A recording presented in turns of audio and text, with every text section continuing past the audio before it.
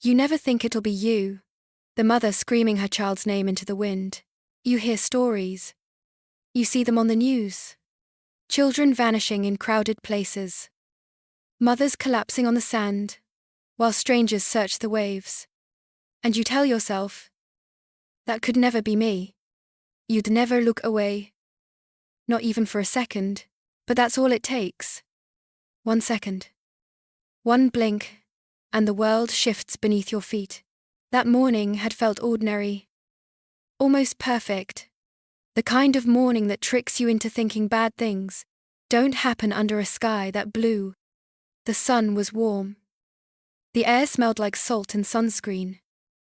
And my little boy, Eli, was laughing, like the ocean itself had been made just for him. He was 5 wild, curious, beautiful, everything good I'd ever touched. He ran ahead of me with his red bucket, chasing the foam as it curled and broke along the shore. I remember calling after him. Stay close. Baby. Right where I can see you. He turned, grinning, his voice tiny against the wind. I will. Mummy. It was nothing, just a moment. A blink. Maybe 2. I looked down to grab his towel. When I looked up again, he was gone. At first, it didn't register. I scanned the waves. The umbrellas. The strangers. I thought maybe he'd crouched behind someone's sandcastle or gone running after a gull. But the seconds stretched. And suddenly, the air went thin. Eli, I called. Nothing. The sound of the ocean grew louder. Mina. My heart pounded so hard, it drowned out everything else. I ran. Barefoot. Across the sand, shoving past people who stared. Confused. Have you seen a little boy? Red bucket, blue shorts. Faces turned toward me. But no one had answers. The sand burned under my feet. The wind clawed at my hair. And every second without him felt like falling through ice. I shouted his name again and again, until my throat broke. Eli, Eli. Answer me. The words came out, raw. Frantic. The kind of sound that tears something inside you that never quite heals, and then silence. The kind that feels alive. The kind that hums in your ears and whispers. You've already lost him. My knees hit the sand. I couldn't breathe. Couldn't think. All I could see was the line where the sea met the sky. And the cruel, impossible thought that maybe he'd crossed it, but then something changed. A shadow moved against the horizon. At first, I thought it was just another swimmer. But as the shape grew closer, I realized it was a man walking out of the ocean. He moved like the water, didn't dare resist him. Each step slow, deliberate. The waves breaking around him like he was, something the sea itself obeyed. And in his arms, Ellie, my son, clinging to his neck, coughing, crying but alive. For a second, my body forgot how to move. Then everything rushed back at once. I ran, tripping, stumbling, the sand cutting into my knees. When I reached them, I dropped beside Ellie, pulling him into my arms. Baby. Oh God. Baby. I kissed his wet face again and again. He smelled like salt and safety and everything I thought I'd just lost. I got lost. He hiccuped. I know. Sweetheart. You're okay now. Mommy's here. He pressed his face into my neck. Still shaking. When I finally looked up, the man was standing over us. He was tall, broad shoulders, shirt clinging to muscle and scar. His sleeves were rolled to his forearms, veins cut sharp beneath tanned skin. Dark hair slicked back, dripping seawater down a jawline that looked carved from stormlight. And his eyes grey, unreadable, like clouds that hadn't decided whether to break or not. He didn't smile, didn't say a word at first. just watched. Silent. While I held my boy. Then, finally, his voice low, rough, steady. You should keep a closer eye on him. It wasn't cruel. It wasn't kind. Either. Just a fact. A warning wrapped in quiet authority. I stammered. Still shaking. I just turned around for a second. He finished for me. That's all it takes. For a moment, our eyes met. Something in his gaze made my chest tighten like he knew too well what losing someone felt like. I whispered. Thank you. You saved him. He nodded once. No drama. No pride. Just the smallest acknowledgement. Like saving lives wasn't new to him. Then I noticed his hand split open across the knuckles. Blood mixing with salt water. Are you hurt? I asked. He glanced down. Unmoved. It's nothing. Eli peeked from my arms. Is still vid. You're bleeding. The man's mouth twitched. Not quite a smile. But softer somehow. It's just a scratch. Little man. You're braver than me. Who? Eli smiled weakly. You came out of the ocean like a superhero. And then he chuckled. A small, unexpected sound that didn't belong to someone who looked like him.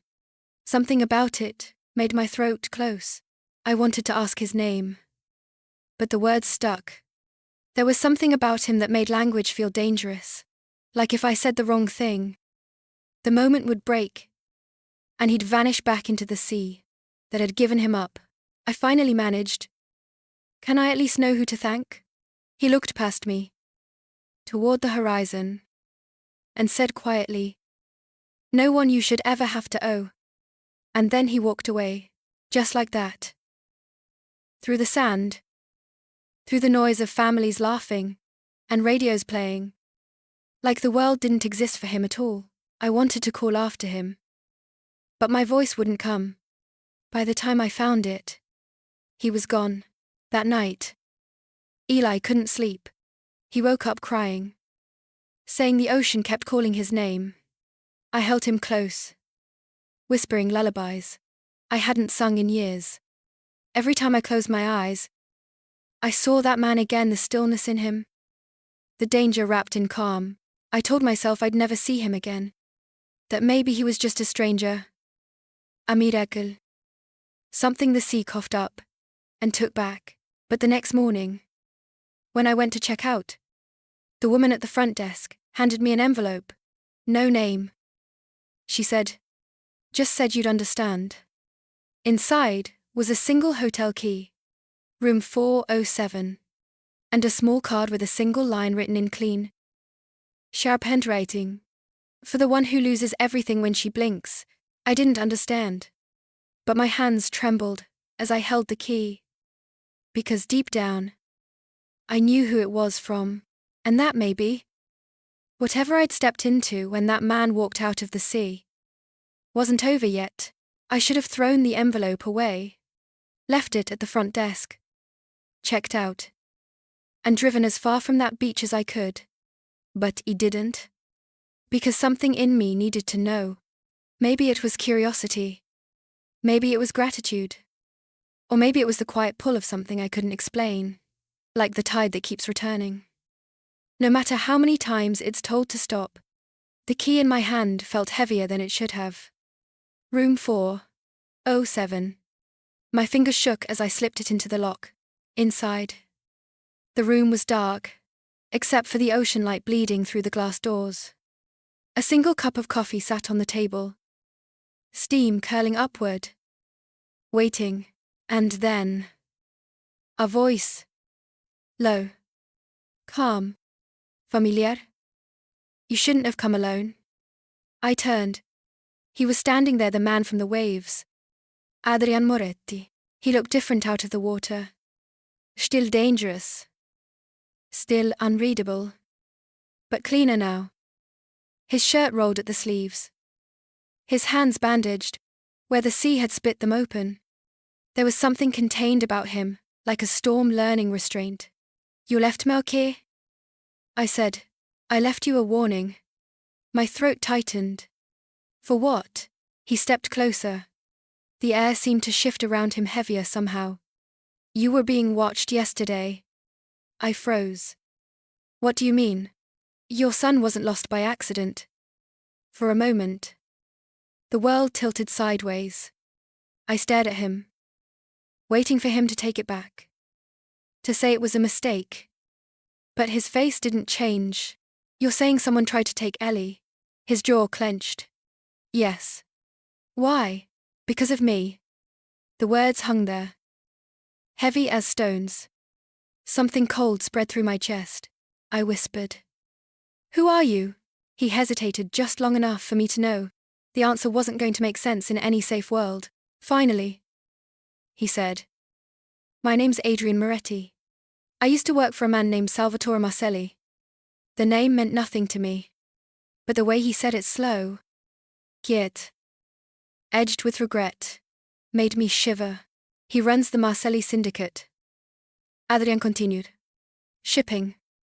Casinos. Drugs. Contracts. And people. He owns half the city, and most of the men who think they're untouchable.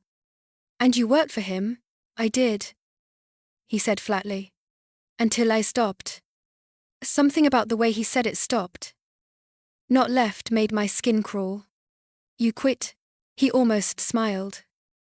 But it wasn't real. No one key. Sweetheart. You just stop following orders and start running. I felt Eli's name forming on my lips again. But before I could ask anything, the sound shattered. Gunfire. Glass exploded around us. Adrian moved before I even understood what was happening, grabbing me, pulling me to the floor, his body covering mine as bullets screamed through the room. Stay down. He hissed. I could feel his heartbeat against my back steady. Unflinching. Then silence. He rose. Gun in hand. Every movement precise. Lethal. I didn't even ask how he had one. I didn't want to know. We need to go, he said. They'll be back. Who? The same people who tried to take your son. He looked at me. Really looked. And for the first time, I saw fear. Not for himself, but for us. 10 minutes later. We were speeding down a coastal road in his black SUV. The sea on one side. The world burning behind us. Eli was half asleep in the back seat, clutching his stuffed turtle, unaware that everything had just changed. I kept staring at the man driving the same man who'd carried my child out of the ocean and now out of hell. Finally, I asked, why us, why my son? They wanted leverage. Adrian said. Someone knew I was nearby. You were convenient. I'm sorry. You're sorry, my voice cracked. You brought this into our lives. His knuckles tightened on the wheel. I didn't choose for you to be there. But once you were, I wasn't going to let them take him. His tone was final. Unapologetics. It should have scared me more than it did. When we stopped. Hours later. It was at a house built of glass and silence. It sat high above the cliffs, looking down on the endless blue. The kind of place no one would think to look. Eli's eyes widened as we walked in. Mummy. It's like a spaceship. Adrian crouched down beside him. You like it? Eli nodded. It's really shiny. Then it's yours for a while. Adrian said softly. Something inside me twisted. The man who terrified me was also the one speaking gently to my child. Like he'd done it before, and lost the right to do it again. When Eli fell asleep that night on the couch, I found Adrian standing by the glass wall. A glass of whiskey untouched in his hand. The ocean reflecting in his eyes. You're quiet, he said without turning. I'm processing. I replied. Yesterday I was worried about sunscreen. Today, I'm hiding from people who shoot through hotel windows. A flicker of a smile ghosted across his face. Not how you planned your vacation. Not exactly. Silence stretched between us. Not uncomfortable. Just full. I watched the reflection of the waves ripple across his shirt. And the faint scar under his collarbone, that looked too old and too deep for someone his age. Finally, I asked, "Who are these people?" "Adrian. The ones after you." He exhaled. "There's a man named Marcelli. I worked for him for years. He built an empire out of fear. When his brother tried to hurt a woman and her little girl, I stopped him. The gun went off.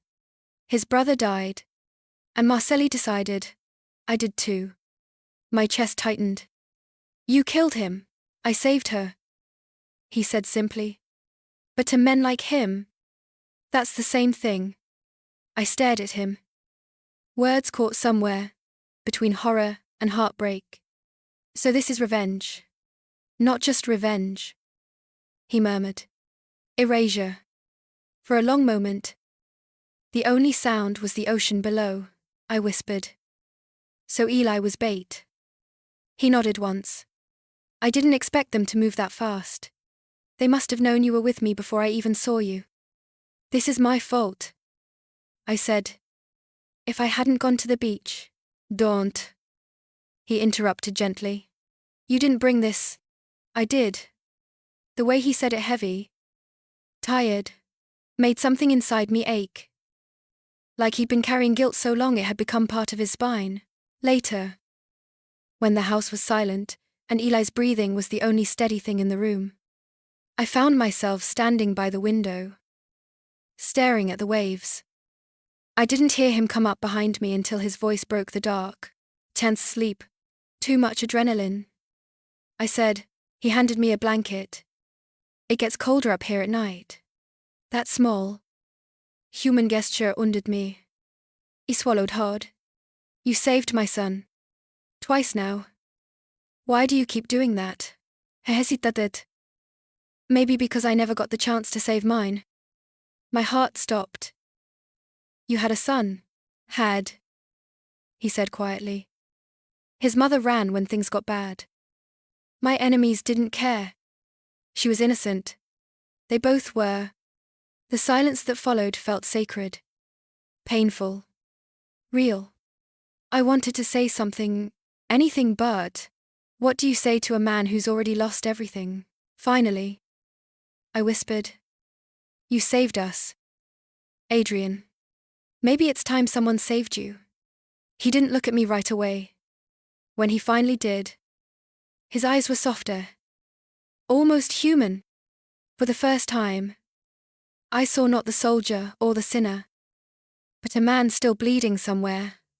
I couldn't see. He turned to leave. "Get some rest. Tomorrow, we'll move again." I reached for him without thinking, fingers brushing his arm. He froze. "Thank you," I whispered. His muscles tensed under my touch. Then, quietly, "Don't thank me yet." The next sound came fast, a crash of breaking glass. Adrian spun.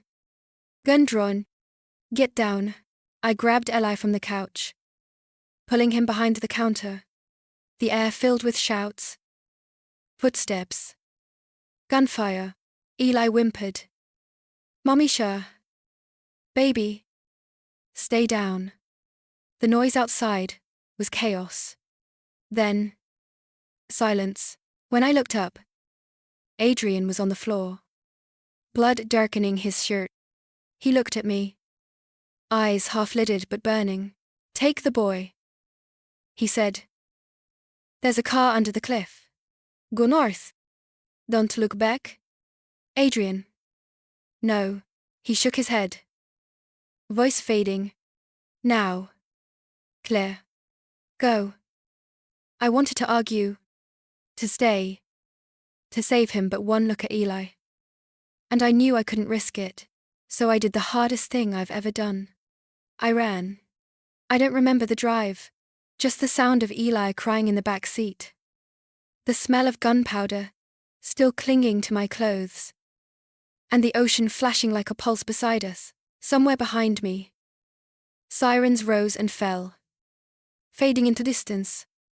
Swallowed by the wind, I kept waiting to see his headlights appear in the rearview mirror, Adrian's black SUV cutting through the night. But the road behind us stayed empty. When I finally dared to look back one last time, the house on the cliff was burning, and through the shattered wall of glass, I saw him, Adrian, standing amid the wreckage, blood running down his arm. One hand pressed to his wound, the other raised, just slightly, like a silent goodbye. Then the flames took him from view. I drove until dawn. Until Eli fell asleep, with his small hand gripping mine. Until the sun rose and turned the ocean from black to silver. Until there was nothing left to do but keep going. 6 months passed. The world didn't end. It just got quieter. Eli and I found a small coastal town. The kind of place where people still hold doors open, and gossip dies before dinner. We rented a tiny apartment above a bakery, with leaky pipes and a view of the harbor. To everyone else, I was just a woman, starting over. The story I told was simple: we'd moved after the divorce. People nodded, smiled with polite sympathy, and didn't ask more. It was easier that way. Eli started kindergarten. He laughed again. He made friends. Drew pictures. Filled the apartment with noise. Every time I looked at him, I reminded myself, he's safe now. Sometimes, when I wiped the flour from the diner counter after a long shift, I'd catch him doodling on napkins. The same picture. Over and over. A tall man with dark hair and grey eyes. Standing by the water, the man from the waves, had say proudly. I made him smile this time. I never corrected him. Some things were easier to leave as memories. At night, after Eli fell asleep, I'd sit by the window with a cup of coffee and listen to the sea. The rhythm of it reminded me of Adrian's steady, impossible to tame. Some nights, I swore, I could almost hear his voice carried in the wind, and every time, I'd whisper into the dark, "We're okay now." But the truth was, part of me never stopped listening for him. It happened on a Tuesday. The kind of ordinary day that doesn't warn you it's about to change your life again. The diner was half empty, smelling of coffee and rain. Eli was sitting in the corner booth, colouring while I wiped down the counter. The bell over the door jingled every now and then. A sound I'd stopped noticing, until a napkin appeared in front of me, folded. Plain, but heavy somehow. A man's voice, low and even, said only, "Someone asked me to give you this." I looked up, but whoever had handed it off was already gone. I unfolded the napkin, and my hands started shaking before I even saw what was inside. A single silver bullet, and 2 words written in red ink, "Still here." My breath caught. The room tilted. For a moment, I couldn't move. It couldn't be him. It had to be someone else. A trick. A ghost. But deep down, my heart already knew. That night, after closing, I found him. Or maybe, he found me. He was sitting in the last booth, in the corner by the window, back to the wall, facing the door, like a man who never forgot how to survive. Adrian. Thinner. Bruised. Alive. The shadows clung to him differently. Now, less like danger. More like penance. For a moment, I just stood there, trying to breathe, trying not to feel everything at once. When he finally spoke, his voice was quieter than I remembered. "You changed your hair." The words hit me like a memory. Something ordinary, said by someone who shouldn't still exist. "You bled out on a glass floor," I whispered. "I thought you were dead." He nodded once. Almost was. I slid into the booth across from him, hands trembling under the table. "Why are you here?" "Adrian. To make sure you're alive." "Well, I said softly. Mission accomplished. You can go now. He looked at me then. Really looked.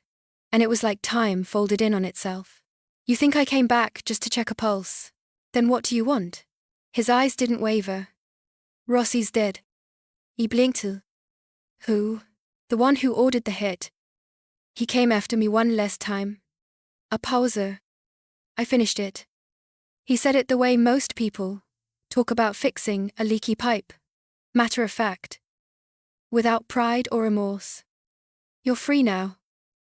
He said. The words hit me harder than I expected. Free. 6 months of fear uncoiled inside me all at once. I didn't know whether to cry or scream. You killed him. I ended what he started. And now what I demanded. You expect me to thank you for bringing more blood to my door. His jaw tightened. No. I expect you to stop running. My voice broke. You don't get to tell me that. You disappeared. Adrian. You left me with a bleeding man's orders and a bag full of cash. You don't get to come back, like it's unfinished business. He was quiet for a long time. Then, finally, I didn't leave, because I wanted to. I left because if they saw you with me again, they'd burn the world to get to you. I had to disappear before they found your name. The anger in me cracked a little. And now, he looked down at his hands, scarred. Steady. Empty. Now there's nothing left of them. Or me. Something inside me softened. Unwillingly. The man sitting in front of me wasn't the weapon I'd met on that beach. He was something quieter. Haunted. Human. We sat there in silence, until my boss yelled from the kitchen. Claire. Another order.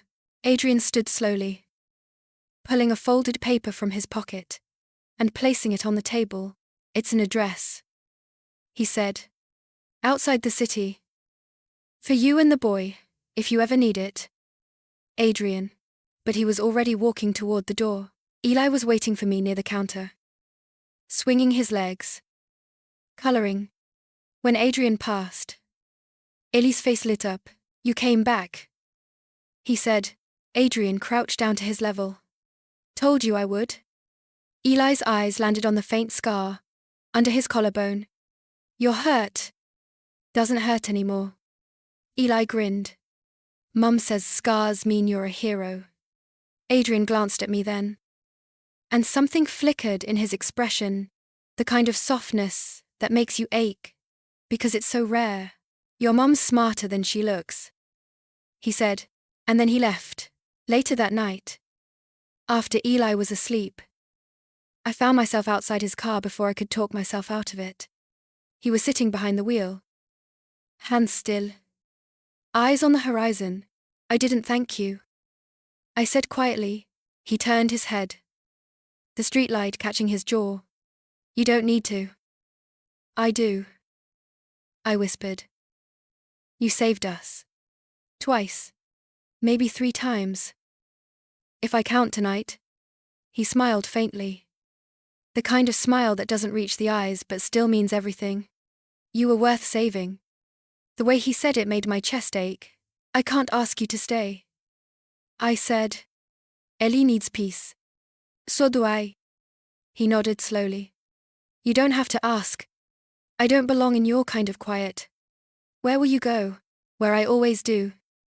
He said. Nowhere anyone can follow. The wind moved between us. Cold and salt-sweet. I reached out, touching his wrist, just enough to make him look at me. You deserve peace too. Adrian. He laughed under his breath. Not in this lifetime.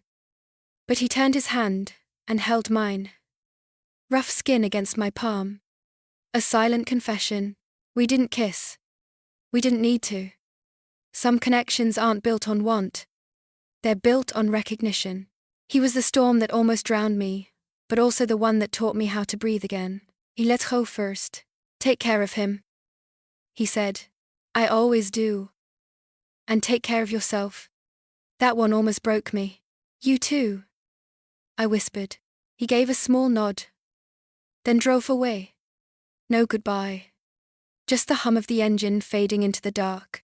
I stood there until the taillights disappeared. It's been 3 years now. Eli's 8. He's taller, louder, braver. Sometimes he asks about the man from the waves. And I tell him the truth, the short version. That a stranger saved us when the world was breaking. That some debts are too deep for words. On warm days, we go to the beach again. I let him run ahead now. Let him be wild. I don't live in fear anymore. I just watch him laugh. The sunlight catching in his hair. And I realize love isn't always about staying. Sometimes, it's about saving someone, so they can learn to stand without you. I keep the silver bullet in a box under my bed. A reminder of the man who walked out of the sea, bled for us, and disappeared, so we could live. And sometimes, when the tide rolls in just right, I whisper into the wind. We're okay now. Because it's true. Not perfect. Not untouched. But alive. And that's enough. I keep the silver bullet in a box under my bed. A reminder of the man who walked out of the sea, bled for us, and disappeared, so we could live. And sometimes, when the tide rolls in just right, I whisper into the wind. We're okay now. Because it's true. Not perfect. Not untouched. But alive. And that's enough. If you felt this story in your chest, if it made you pause, even for a heartbeat, don't just scroll away. Stories like this one are built from pieces of people who still believe in love, after ruin, in danger that turns into devotion, in men like Adrian broken, but capable of saving someone anyway. So if you want more stories like this, hit the like button. Share it with someone who loves dark romance. And tell me in the comments, what part of Adrian and Claire's story stayed with you? And if you're new here, subscribe. Join our corner of the internet where love is dangerous. Healing hurts. And every story leaves a mark, because every time you like, comment, or share, you help these stories keep breathing and keep finding the hearts meant to hear them. Until next time, this was The Man from the Waves. Thank you for listening.